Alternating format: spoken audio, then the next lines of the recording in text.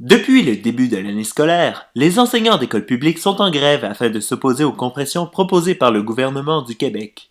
Cependant, ce ne sont pas tous les enseignants qui sont en accord avec ce moyen de pression. On sort en grève, donc c'est des journées perdues pour travailler avec les enfants.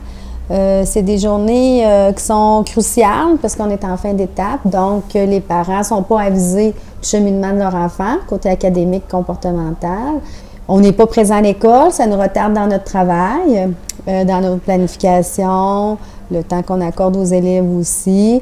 C'est des périodes de service en orthopédagogie que les enfants ne peuvent pas reprendre.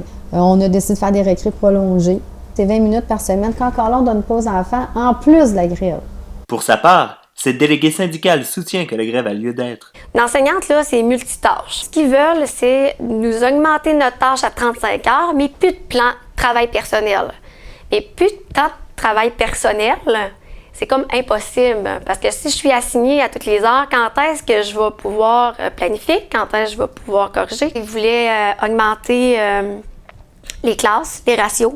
En augmentant les ratios, on augmente aussi les élèves en difficulté. On augmente le fait que c'est difficile d'aider chacun des élèves.